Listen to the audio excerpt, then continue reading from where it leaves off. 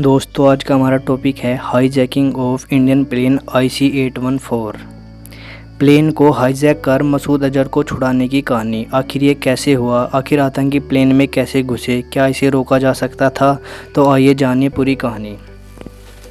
यह बात है 24 दिसंबर 1999 की, जब भारत की फ़्लाइट IC-814 को नेपाल से दिल्ली के लिए रवाना होना था, जिसमें कुल 176 लोग थे जो छुट्टियां मनाकर भारत वापस आ रहे थे। जैसे ही प्लेन ने उड़ान भरी, कुछ देर बाद प्लेन इंडिया की रेंज में एंटर करता है तो प्लेन में मौजूद बंदूकधारी लोग उठ खड़े हुए और एक आतंकी पायलट कॉकपिट में घुस गया। आतंकी ने प्लेन को लाहौर ले जाने को कहा, लेकिन पायलट ने मना किया और फ्यूल कम होने का बहाना बताया, जिससे प्लेन इंडिया में ही रहे और हमारी सेना कार्रवाई कर सके।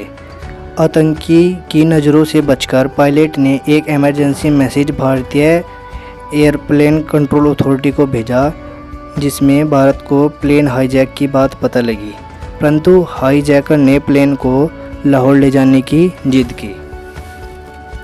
कैप्टन ने उन्हें बताया, अगर प्लेन अमृतसर ना उतारा गया तो यह क्रैश हो जाएगा और सभी लोग मारे जाएंगे।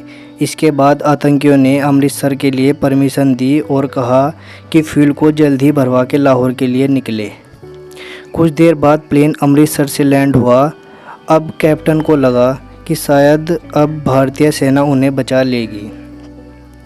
तभी दिल्ली से वाजपेयी सरकार ने अमृतसर पुलिस को प्लेन में न घुसने के ऑर्डर दिए, क्योंकि वे चाहते थे कि एनएसजी कमांडो से डील करे और सभी लोगों की जान को बचाए। और दिल्ली से एनएसजी कमांडो को रवाना कर दिया।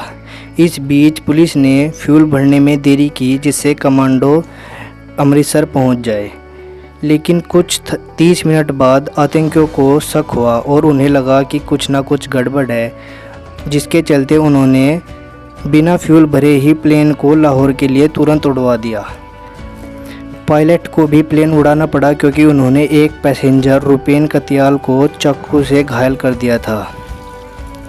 अब जैसे ही प्लेन लाहौर में एंट्री लेता है, तब पाकिस्तान ने अपने एयरपोर्ट को बंद कर दिया और रनवे की भी लाइट को ऑफ कर दिया, जिससे कि उनका आतंकियों से कनेक्शन ना जोड़ा जाए, और उन्हें प्लेन को उतारने से मना कर दिया। पायलट के पास अब कोई ऑप्शन नहीं बचा था। उन्होंने कुछ लाइट देखकर प्लेन को नीचे कर दिया, लेकिन वो रनवे नहीं था। अब पाकिस्तान को भी लगा कि प्लेन क्रैश हो जाएगा, क्योंकि प्लेन बहुत ही नीचे आ चुका था। तब जाके उन्होंने उसके लिए रनवे को खोला और तुरंत फ्यूल भर के रवाना होने के लिए कहा। लेकिन हम सब जानते हैं यह पाकिस्तान का ही कारनामा था। फिर से प्लेन ने अफ़गानिस्तान के लिए उड़ान भरी, लेकिन अफ़गानिस्तान में रात को प्लेन उतारने की फैसिलिटी नहीं थी, तो आतंकियों ने पायलट को प्लेन को दुबई ले जाने को कहा।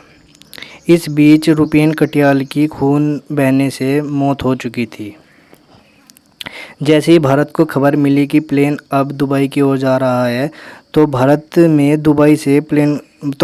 दुबई में प्लेन को रोकने के लिए कहा, जब तक कि भारतीय कमांडो वहां ना पहुंच सके। लेकिन वहां की सरकार ने यह मंजूर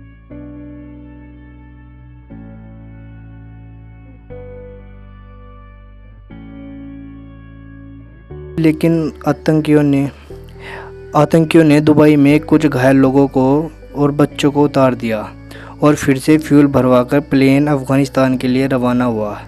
अब तक 48 घंटे हो चुके थे और फाइनली प्लेन अफ़गानिस्तान के कंधार में उतर गया, जहां तालिबान का कब्जा था।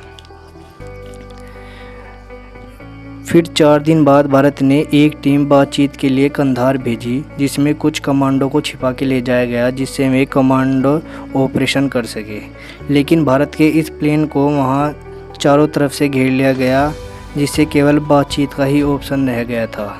तब जाके आतंकियों ने मौलाना मसूद अजहर की मांग की, जो कश्मीर में आतंकी साजिश के लिए भारत की जेल में बंद था, और साथ में उन्होंने अन्य 35 आतंकी और कुछ अमेरिकन डॉलर की मांग की।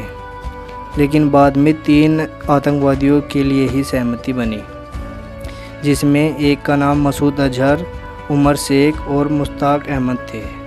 भारत ने यह शर्त मान ली क्योंकि राजनीतिक प्रेशर और भारत के लोगों का गुस्सा बहुत ही बढ़ चुका था। तब जाके तीनों आतंकवादियों को भारत ने तालिबान के हवाले कर प्लेन 814 को भारत वापस लाया।